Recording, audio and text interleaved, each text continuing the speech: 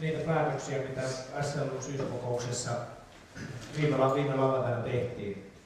Taustalla SLU-yhteisön, eli yli 130 suomalaisen liikunta- ja urheilujärjestön yhteinen visio. Halutaan olla maailman liikkuvin urheilukansa 2020. Tämä hyväksyttiin kesällä 2010 ja sen jälkeen 1,5 vuotta sitten on jatkettu valmistelua, että mitä oikeasti pitää tehdä, että tämä tulee todeksi.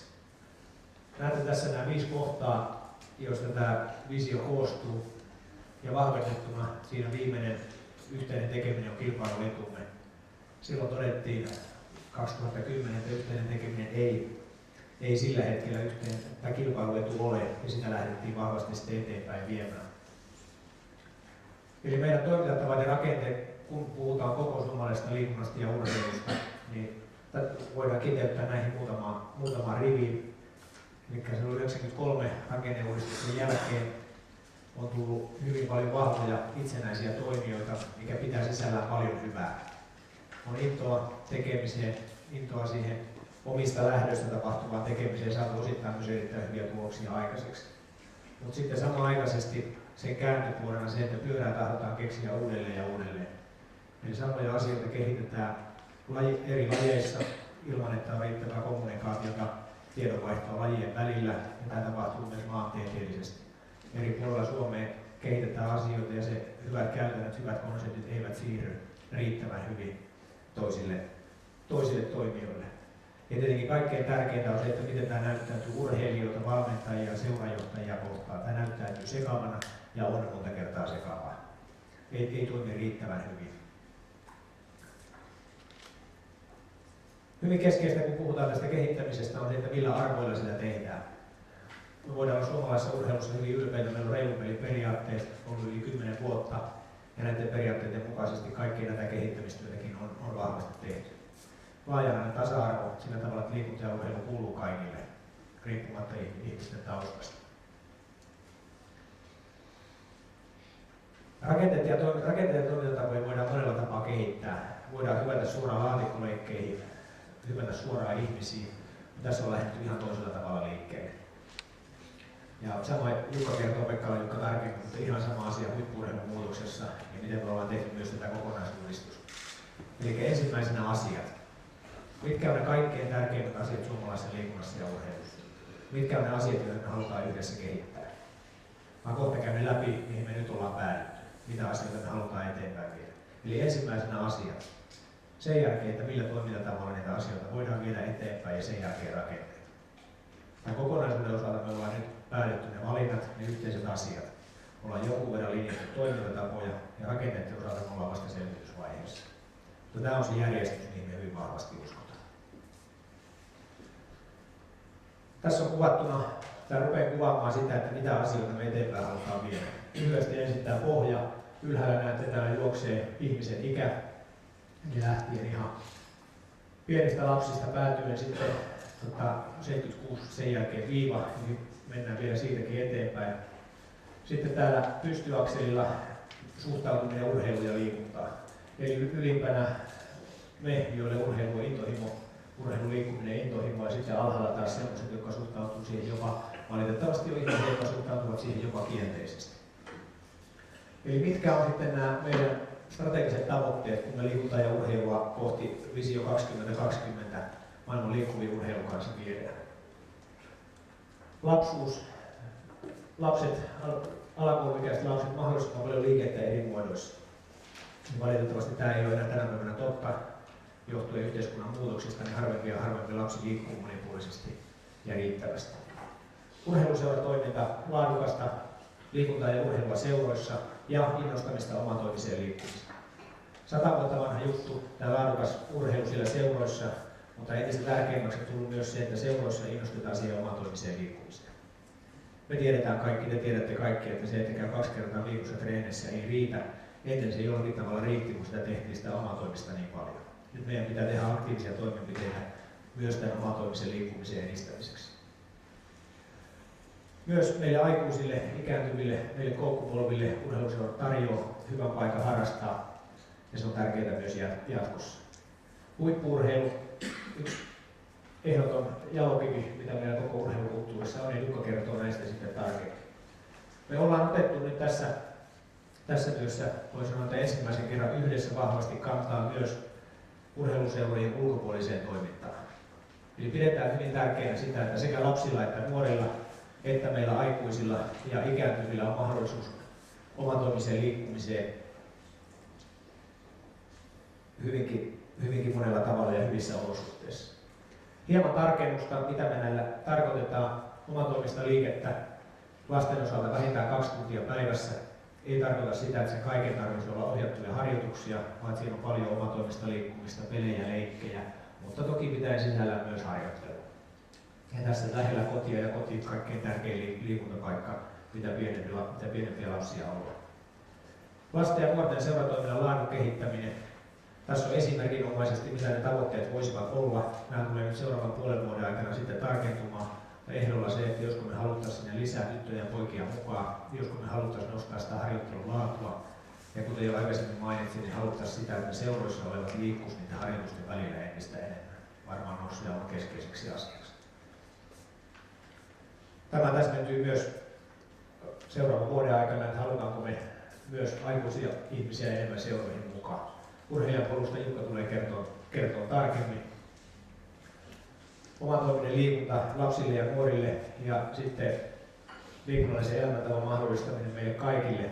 Tässä on lähdetty hyvin laajalta liikkeelle. Kaiken ei tarvitse tapahtua seuroissa, se voi tapahtua omaehtoisesti, se voi tapahtua kaupallisen palvelun puitteissa. Kaikki tämä on arvokasta, kun halutaan olla maailman liikkuvin urheilukansa 2020. Mitä me urheiluliikkeenä sitten halutaan tehdä kaiken kaikkiaan?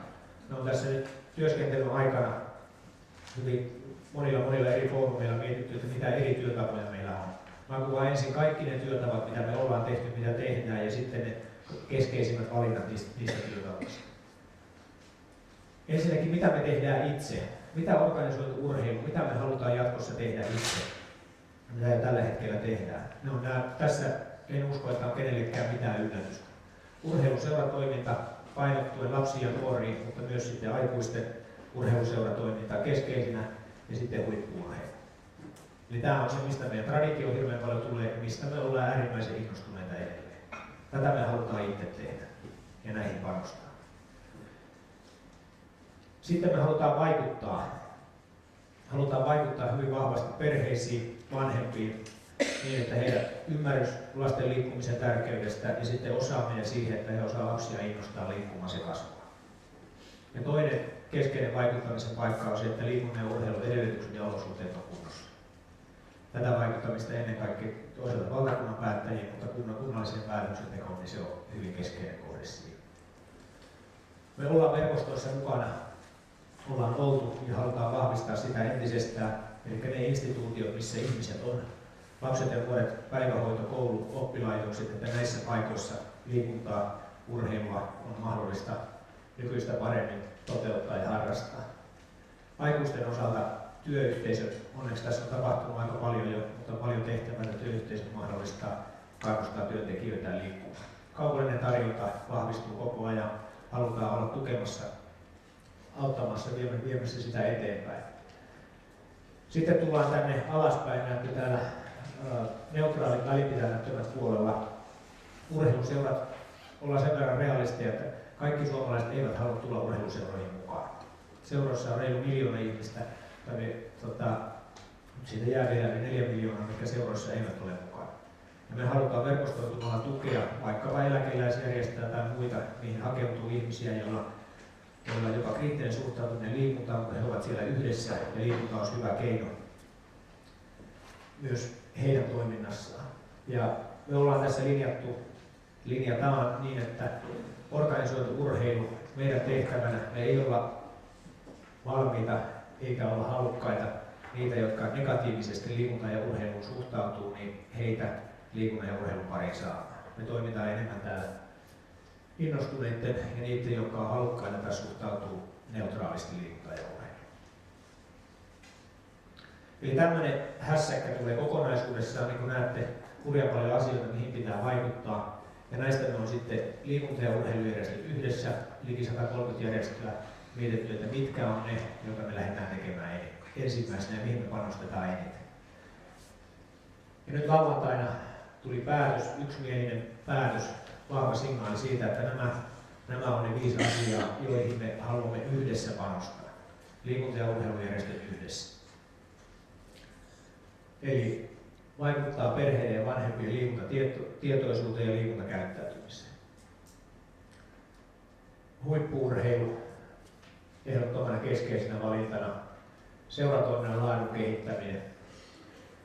Edellytykset ja olosuhteet kuntoon. Edellytyksiä ja olosuhteissa sekä organisoitu urheilu että muut liikuntaolosuhteet ja sitten liikunnallinen koulupäivä.